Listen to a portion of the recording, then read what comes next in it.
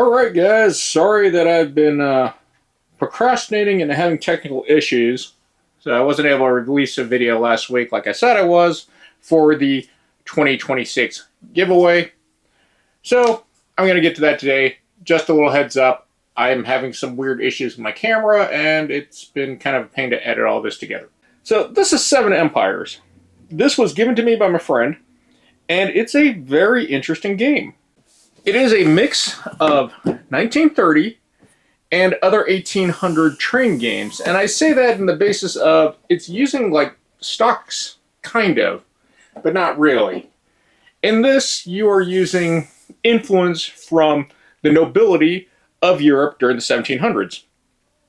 And it's a really neat premises. It's in the realm of like, you might like it, you might really hate it. That's so far what I've noticed from the play experience of my group. I have played this 2-player, 3-player, and 4-player. Now, because this is given to me, it's not in the best of condition. And there's a lot of pieces in here. So, it's by Rio Grande Games. Supposedly they make really good components from Germany. I'm questionable on that. I do want to mention, though, that they did make it look like it was supposed to be like a book. So that's kind of neat. This book is a little informative tidbit. I've been reading through this. I personally like reading these little historical notes. I find them a little fascinating. I went down the rabbit hole and got stuck doing some research for this video. And honestly, I should just cut all that because it's waste time. We have a rulebook. It lays out stuff pretty well. This system is extremely interesting, and I really like this. And then the board layout, game flow, actions, and the variants. That's it. Surprisingly, this isn't in German, but I guess you could just give a rule book. But as you can see, it's also fairly short. Where is it? Yeah, it's 11 pages. With that being said, it is a convoluted game. We have this board.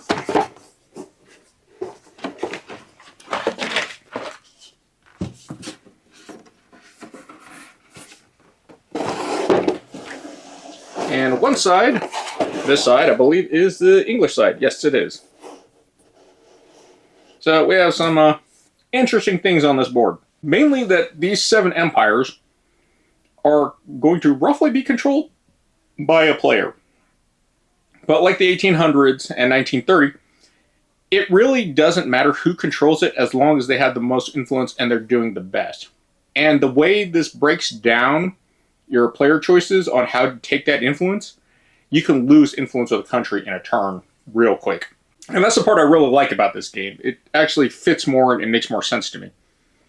As far as things I don't agree with, as you can see, we have this like thing with the crowns here and soldiers. These are the only places, well, let me rephrase that, and the ship. These two are the only places that are going to produce soldiers for that empire. This is their capital. It has crowns. The more crowns you have when you build crown buildings, mainly, you're going to get influence and you score. And scoring in this game is really, really different. This giant track all around here is the power track.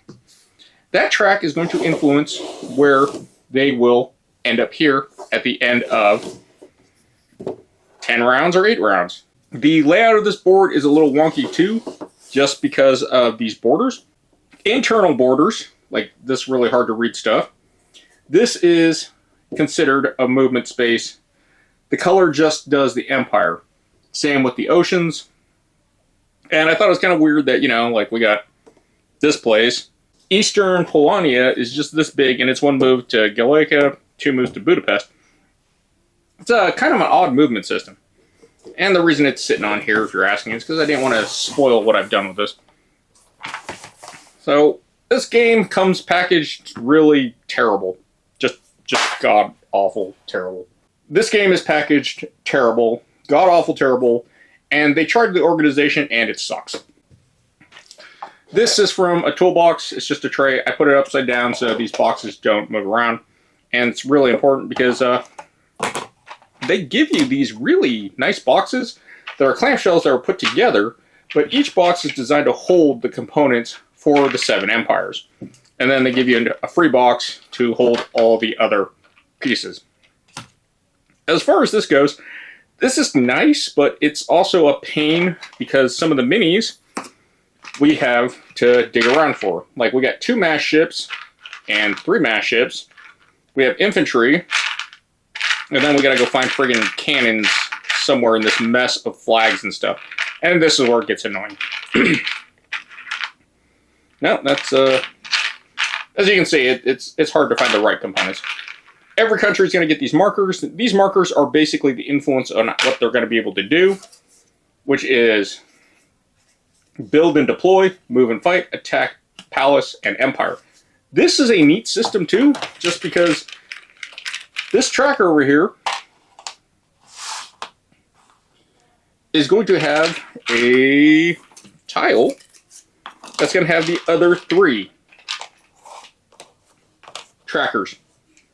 And what's going to happen is whoever leads the country, and they're going to hold on to the cardboard token, and these are the influence cards, they all have different values, and this is why this can swing really fast when you're trying to take territories or control of an empire. Whoever has this, when they go, they're going to have to pick one of these cubes, and they're going to put it here in this one. When all the phases are done, which is every empire is gone, the last marker will slide off from 3 onto the board, and the first one will slide into the second position. Now, I have a gripe about this because the setup is all countries are going to have the build and empire action locked first turn. So everyone kind of does the same thing, and I do have a counter argument. It just depends on the actions you take when you see the board state. Going first isn't always great. As far as these cards, this is the really cool thing is they tried to, and I say try, they created this setup system, which I find incredibly useful. I like the idea of this. And what this says is the first player is going to get control of whatever yellow is, the Habsburgs, and Prussia. So they're going to get the main leader, which is the nobility, which is always going to be A, and they're going to get a B of that level, which is usually going to be the clergy. And this is where it's like you're not really controlling leaders, you're controlling the influence of groups in those empires. And they have a setup for 6 players, 5 players, 4 players, multiple sides, 3 players, or this is 5 players, I believe. No, that's 4 players also. And then 2 player modes. So that's a really cool system. I like this. This is really well thought out. I don't know how fair it is. I haven't played it with 5 or 6 players. We have these cards here that this is a special thing that's going to trigger in the game where no one gets to pick the card in the top here that has better influence. Instead, they will take this one worker. And these are limited, so this can again swing who takes control. As far as any of this stuff goes, this is a really cool system because it's going to tell you what tiles you're going to use. So for 2 players, A, B, C. And then we're going to have X amount of player tiles, like these 1s and these 2s. We're going to have the endgame tile and whoever has the meeple tile. If you want to play to 1790, you will add these 2 other tiles, which is everyone gets a free build and everyone takes a worker. It's a neat system. I really like this, actually. This is kind of cool. And it's really well thought out, and it adds a lot of variety. This is a neat system. These giant cardboard reference tiles, these are really nice. I like these. They're big enough to read, and they don't take up a lot of space. This system is what I find the most chaotic, and it's really a pain to constantly go through digging for these buildings. Like I said, you can build these palaces, or you can upgrade them, and you're going to score them with the action to get more crowns. All in all, it's a really, really cool system. The board itself is fairly large, but it's really kind of straightforward. The main thing is, like I said, this is a game where you're trying to control influence. And whoever is winning with the influence they're going to get multiplied. So let's say Spain is in first place and I have the clergy and nobility. That's going to be 11 times whatever that multiplier is. And that's where it's really strong. And historically, while I've been playing this game, the 3 times I played it, Spain has dominated because everyone just kind of ignores Spain for some reason. France seems like it's really strong, but it's not. Prussia and the Habsburgs fight like crazy, and Russia retreat. But this game naturally engages into a central combat in the center. Weird outliers I've noticed in this game. Britain itself is very odd. They don't have a lot of infantry, they have naval battles. And the way combat works is, infantry is a 1-for-1 trade. But then you have cannons. Cannons are they shoot and kill infantry first, so if they hit infantry, they can't attack back. Only on attacking. On defense, though, cannons are basically like infantry and they'll die. Now, let's say you're running, for some reason, a cannon and infantry into a territory. Well, you get to pick who gets to move first. And movement's also kind of a neat system. When you move, everything moves 2, except for 3-mast ships. They move 3. Pretty easy to tell with 3 masts. And the ships have an ability, they have to move first. And what they're going to do is basically become stepping stones for your infantry. But on the 2-mast ships, you have to flip them sideways to designate they've been used. 3-mast ships, unlimited transportation. So if you had a 3-mast ship from the English Channel, you could run all your troops across. If you had a 2-mast ship, you can only move 1 unit. And then another thing that's kind of neat is all territories except for ones with your cities, which is what this infantry symbol and these boat symbols are, can maintain up to 3 units. So you're kind of building up a fortification and moving out, but this game rewards aggression also, so it's very swingy. As far as the stuff you can get away with, infantry is going to move and fight infantry no matter what, but ships can move through ships, enemy ships or other ships through their territory unless they want to fight, which is kind of a weird thing, but I get the seas really big and moving armies back in the day. But the 1700s of Europe is just like a mess. So this is a really good, chaotic period of history. This is why I kind of actually really like this. As far as the empires go, Prussia seems like the weakest. And it just kind of seems like Britain is really strong. So it kind of has this power level of like the weakest. And it's kind of funny because Prussia has the strongest nobility. They have 7, the highest value nobility. But they have the least tools to manage with stuff. And it just goes down this row. And with the first player, this swaps around. But this just says whoever gets the first action, the turn, you're going to have player tokens that mark what player you are. And of course, these little timer tokens are going to go right there. And at the end, when you flip it over, that's when it reveals who gets what. So it comes down to who gets first pick. It's really a neat system because it keeps everyone guessing who's going to get what. Now, I thought that was really cool, and I really like the idea of that. As far as how the game plays, for me, this clicks very well. I actually enjoyed this more than 1800s. It's not very long, mainly because it's only 8 turns. And I've been finding that games historically with 8 turns are pretty good. But it is also expandable to 10 turns. So that's a nice option if you want just that little bit longer game experience and it follows in the rules. Everything is really straightforward. But the main things is making sure that your tokens are able to be played. So when we do the build action, it tells you build or upgrade 1 city. So these infantry guys can be upgraded to cannons. When it says build a city, it's talking about this like broken dotted line here, which is kind of hard to see, but trust me, it's there. And that's going to give you the extra ability to deploy more troops. When you start the game, you're only going to start with what's a solid square for that empire. As first to move and fight, move your fleet, then your armies, and then end your turn, max 1 unit per region.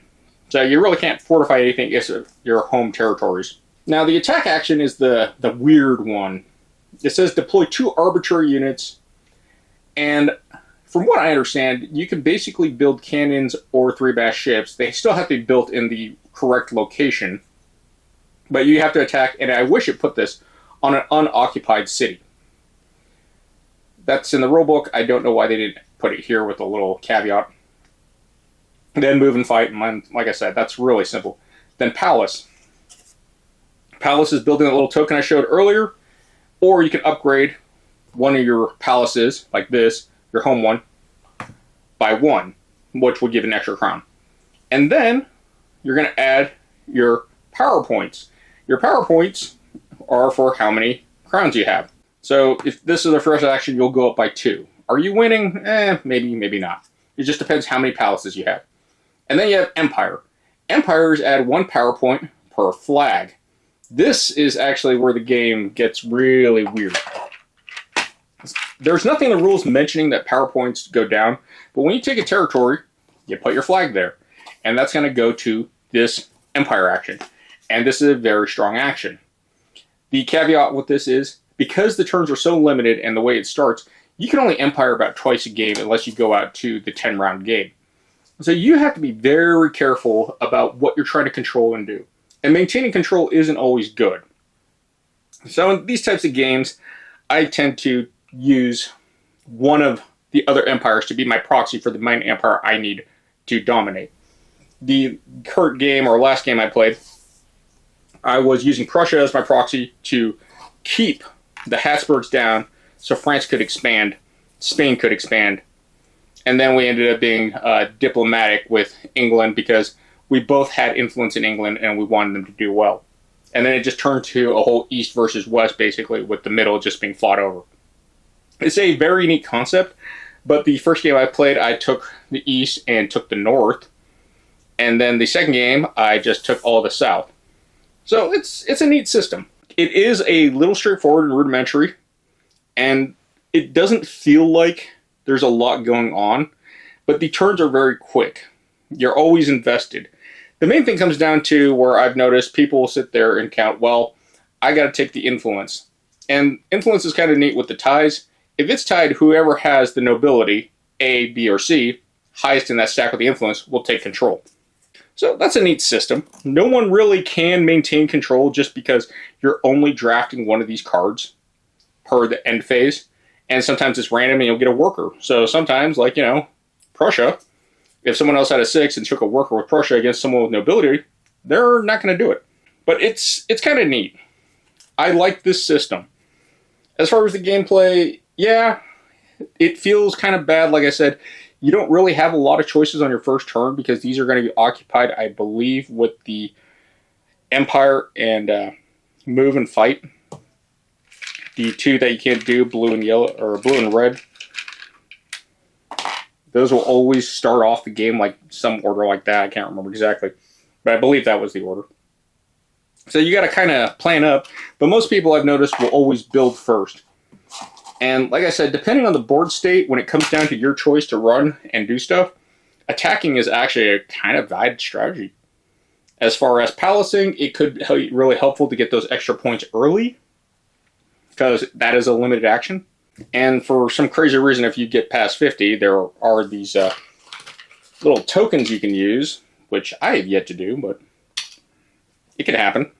But it plays pretty straightforward. The only odd thing is at endgame where you're trying to do all this, because everyone's going to score in the hundreds. And then the playstyle of diversifying, you can diversify, but I don't think that's really as functional as other people seem to believe, because getting a little bit of everything, because when you're multiplying by 7 for 1 point, that's a lot better than taking something that's only multiplied by 1.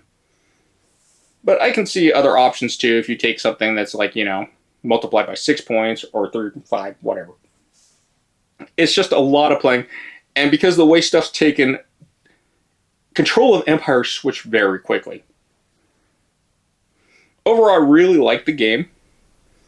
The leaders, like I said, there's a little tidbit of all these guys. I didn't really pay attention to Spain for some reason. I was more interested in what the Ottomans were doing, and the Brits, and the French, and the Russians.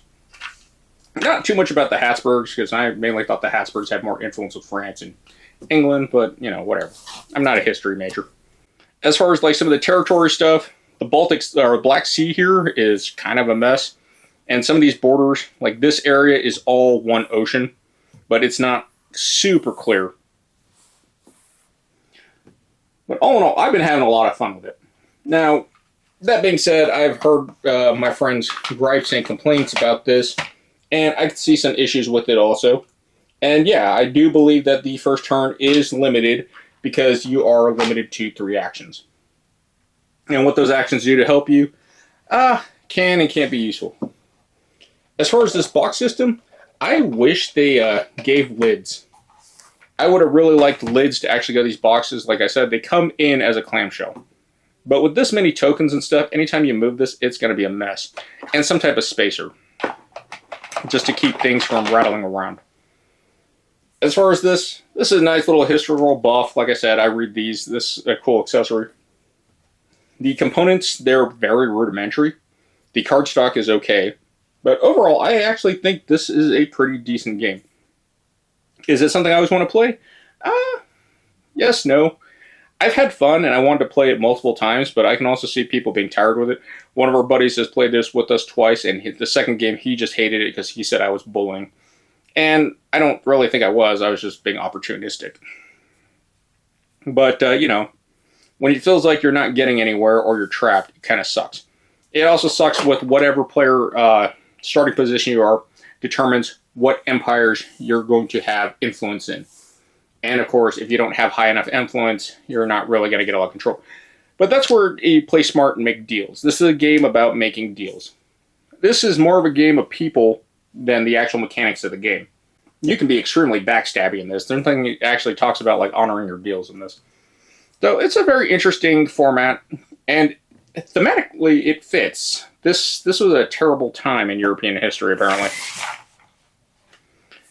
And honestly, yeah, I just surprised they didn't put certain things in there. Overall, the setup's kind of annoying because you got to put out everything, you got to organize everything, you got to put space. And it's not really a lot of a table hog, mainly because you're going to have your just leaders, whatever influence cards you took, and if you have control of the token. That's really all in your play area. Other than that, you don't really have anything else. Now, I know it's probably not the greatest game because I don't hear anything about this.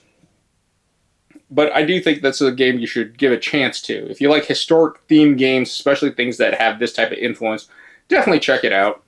As a buy, I didn't buy this, and I'm honestly going to tell you, I'm kind of glad I didn't buy this. It's a cool idea, and it's executed fairly well. It has a lot of cool mechanics, but I don't really think I enjoy it as much as I am right now. The nerdy history part of me that likes reading up on this stuff, that I enjoy. The theme I enjoy. The mechanics I enjoy. But as far as gameplay, it's kind of stagnant. Because mainly, a lot of it is thinking about your actions. What actions, if I can take control or if I lose control, where do I set myself up?